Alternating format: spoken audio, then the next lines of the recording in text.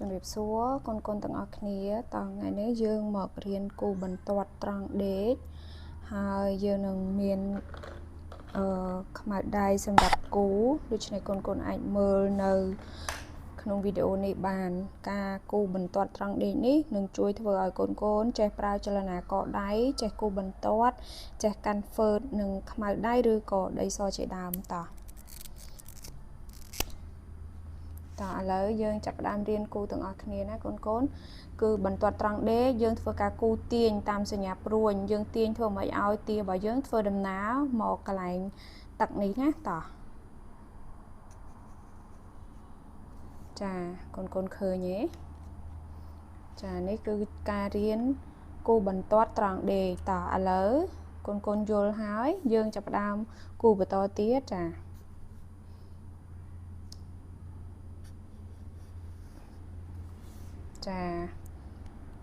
គឺធ្វើការគូឲ្យឥឡូវយើងចូលដល់រូបទី3គឺរូបឆ្មាគឺយើងធ្វើការគូទាញពីឆ្វេងទៅស្ដាំចានេះគឺគេហៅថាបន្ទាត់ត្រង់ដេកណាចាបន្តទៀតឥឡូវនៅខាងនេះគឺយើងមានផ្កាហើយឃ្មុំគឺចូលចិត្តក្រេបផ្កាអញ្ចឹងយើងធ្វើការគូពីរូបភាពឃ្មុំមកកាន់ផ្កាណាចាទាញពីឆ្វេងមកស្ដាំចាការគូបែបនេះនឹងជួយឲ្យកូនចេះប្រើប្រាស់ខ្មៅដៃចាបន្តទៀតឥឡូវដើម្បីឲ្យសុទ្ធបាល់នេះដើម្បីឲ្យទាត់បាល់កន្លែងនេះចូលមកកន្លែងនេះឥឡូវយើងទាញពីណាទៅកូនចាពីឆ្វេងទៅស្ដាំយើងទាញតាមសញ្ញាព្រួញដែលគេដាក់ហ្នឹងមកណា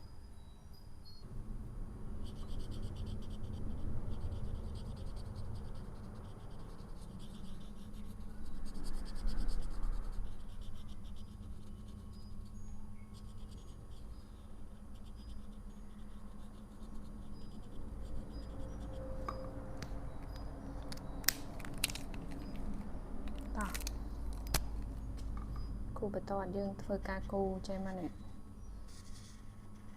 ប្រើខ្មៅដៃក៏បានបិចក៏បានកន្លបទឹកក៏បានដែរ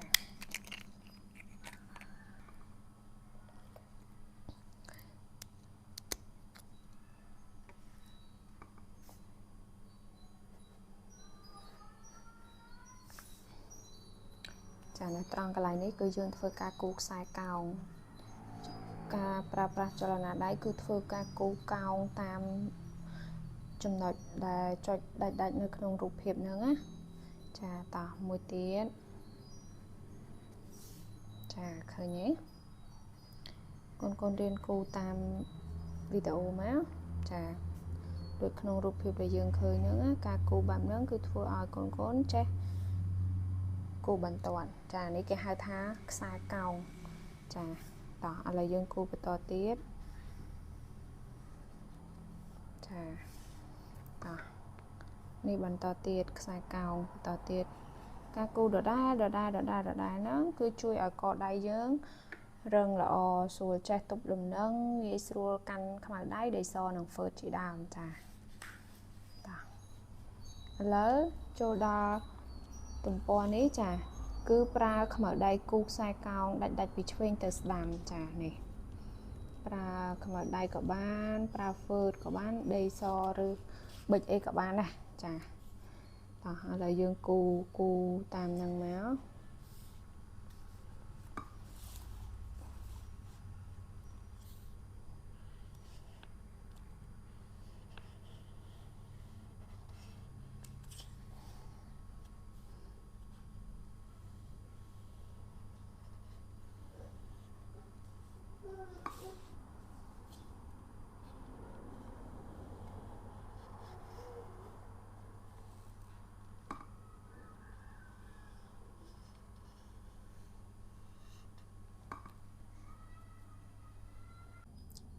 នៅត្រង់